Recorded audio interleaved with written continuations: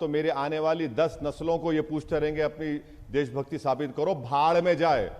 मैं इन लोगों के देशभक्ति का सर्टिफिकेट लेने का मोहताज नहीं हूं। मैं जूती पर रखता हूं इनकी देशभक्ति के सर्टिफिकेट को। नहीं, मैंने तो वो इस बोल देश दिया के ना, नागरिक नहीं है। वो जितने लोग वोट करते हैं, वो जो 18% से ऊपर लोगों ने वोट किया है 51 सीटों पर। तो फिर मैं एक और बात बता दूं, अंजना जी, आपको पता होगा कॉन्स्टिट्यूएंट असेंबली में बॉम्बे प्रेसिडेंसी से 30 में से 30 सीटें जीती थी मुस्लिम लीग ने और 95.5% वोट मिला था। हिस्ट्री बहुत अच्छी पढ़ाते हैं। सुनिए, आप हिस्ट्री और हिस्टोरिकल कॉन्टेक्स्ट में आपका कोई माहिर नहीं है। मेरे सवाल का तो जवाब दीजिए सर। आप उलझा देते हैं। नहीं, आप सीधा जवाब दीजिए सर, सीधा जवाब दीजिए।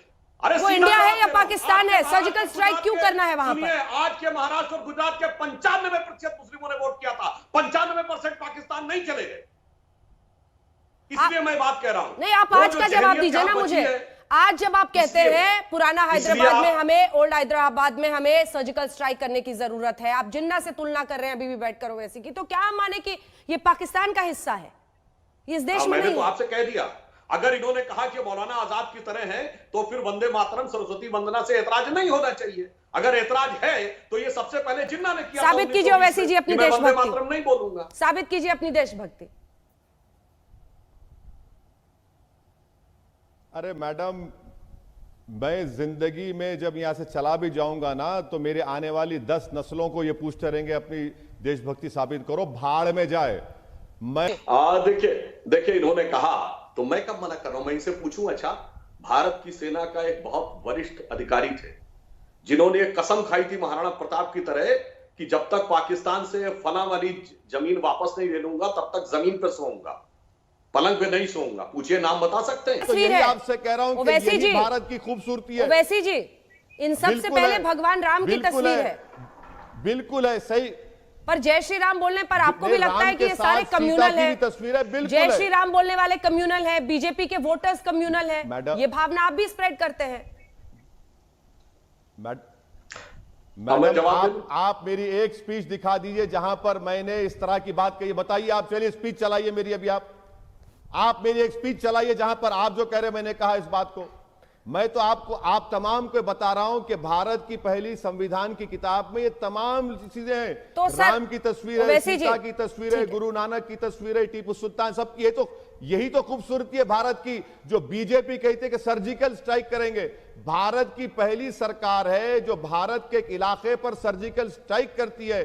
भारत के बाइज्जत शहरियों को पाकिस्तानी, रोहिंग्या, अफगानी कहती है। और आपका होम मिनिस्टर एमओएस। एक सेकंड, लेकिन ओवैसी जी सुनिए ना, खूबसूरती तो उस अंदाज में भी है ना जिसका इस्तेमाल आप करते हैं। आपने ये नहीं कहा कि BJP as a political party बर्बाद हो जाएगी लेकिन हैदराबाद का नाम नहीं बदल पाएगी। आपने कौन से शब्द इस्तेमाल किए? इनकी नस्लें बर्बाद हो जाएंगी लेकिन ये हैदराबाद को भाग्यनगर नहीं कहेंगे। आप भी जिस अंदाज में बोलते हैं, आप भी एक संदेश देते हैं ना।